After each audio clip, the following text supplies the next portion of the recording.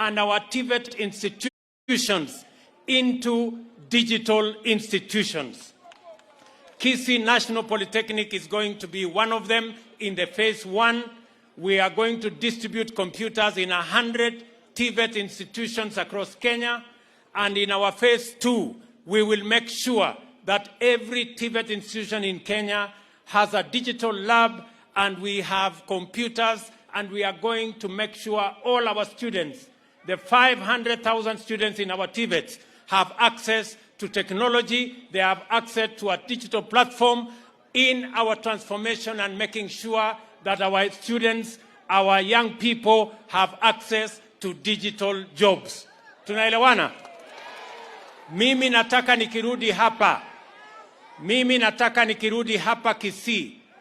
hapa Kisii National Polytechnic, niambiwe ya kwamba vijana 500 ama 1000 sasa wanafanya kazi kupitia kompyuta ambazo tumezileta hapa Kisii National Polytechnic. Tunaelewana jameni? Mumenishika? Jambo la pili. Hapa mimi nimeambiwa ya kwamba kati ya walimu wenu wengi hawana mshahara ya serikali, kwamba ni college yenyewe inawalipa.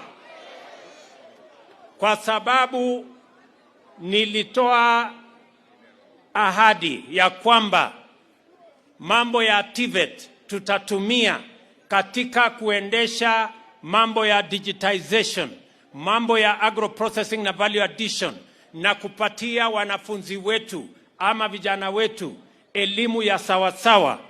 Mimi nataka niwaambie, we are hiring 1,300 teachers, and we are going to make sure 50 of those teachers will come to this college. Wale ambao wanafanya kazi hapa leo, those who are not hired by the government, I want to ask them to apply when we advertise, and we are going to make sure that we have additional tutors so that we can assist the students in this college to acquire knowledge, and we can reduce the burden on parents and on the college on paying teachers. Tunaelewana jameni? Mwaka unaokuja kuanzia June, pia tutaajiri walimu wengine 2,000 wa technical training colleges, na hapo pia tutawaeleza vile tutatembea pamoja na nyinyi. Jambo la tatu, hii mjengo yenu ambayo iko hapa, hii mjengo nimeambiwa ya kwamba bado inahitaji pesa na karibu inakwama kidogo. Nimemwambia waziri wangu Bwana Machogu atafute shilingi milioni 100 alete tumalize hii college hapa.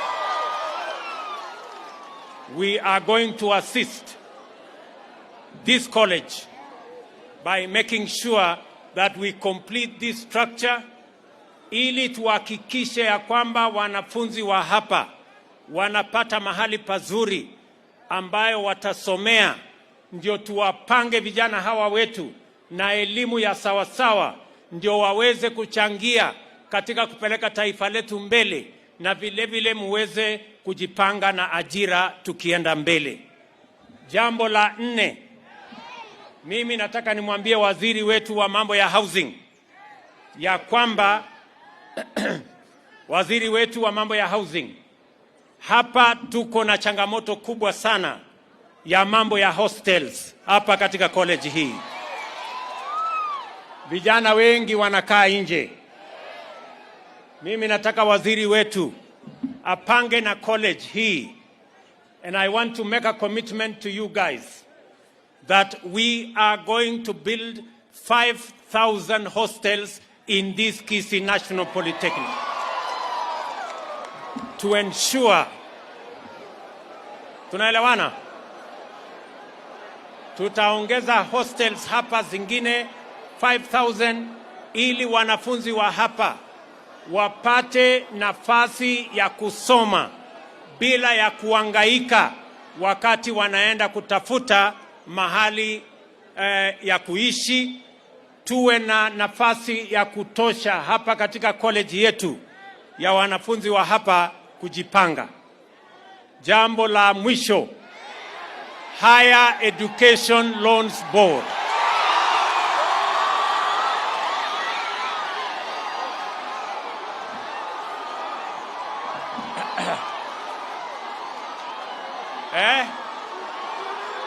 Hapo. Aya.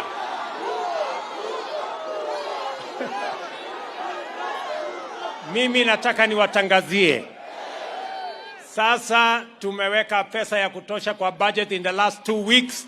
Muko na pesa sasa ya Higher Education Loans Board, na wale wote watapata pesa hiyo, ndio musiangaike, muweze kuendelea na masomo yenu bila ya matatizo. Tumekubaliana jameni?